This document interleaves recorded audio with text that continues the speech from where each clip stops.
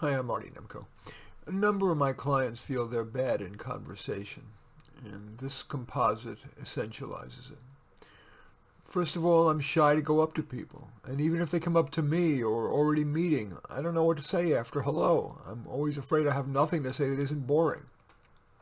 And then there's that deadly silence, so awkward. So I tend to avoid talking to anyone I don't already feel comfortable with.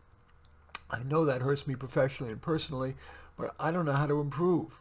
Well, my clients have found these steps helpful. Number one, prepare a bit. What could you talk about? Family, work, current events, a hobby? Starting with small talk is just fine. It's what helps people settle down. Two, start with an environmental comment. I'm not talking about climate change, but about the immediate environment, the room, the weather, the common reason the two of you are there. For example, hi, this is my first time at this meetup, or restaurant, or conference, whatever. How about you? 3.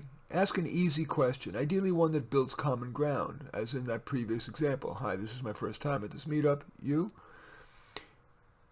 Another example. Let's say you're in your workplace's break room, or TGIF, or one of those workplace party things.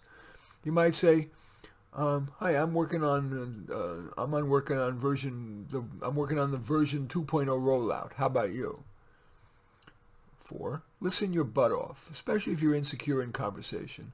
It's tempting to think ahead to what the hell you're going to say next, but it's important to listen well, curiously, and then ask a follow-up question or add something to what the person said, ideally finding common ground. For example, it seemed that your tone got a little darker when you said you had a sister. Maybe I'm projecting because I'm having a hard time with my brother. Then wait, give the person time to think. You can live with a little silence. 5. Accept the uncomfortability. At some point, you're not going to know what to say, or you feel you've said something mundane, if not downright stupid. Your conversation needn't score 100%. In fact, you could score a big fat goose egg and you'll survive. But if you can muster the grace to laugh at yourself, or at least be quiet and allow the other person to fill in the space, all will be good, or at least good enough. And 6, when things get sticky, you put your foot in your mouth, the other person annoyed you, or you have no idea how to respond. It's beyond the scope of this little talk to address specifics, but the generalizable point is cut your losses. For example, give a brief answer to a hard question. That's the opposite of the natural tendency, which is to try to dig your way out with a long answer. If you keep talking, something good will come out, you hope. But better to cut your losses, give that brief answer, and then divert attention by asking a question. If you screwed up, decide whether it's wise to laugh and say something brief like, "Whoops, I misspoke," and move on to something safe or ask a question.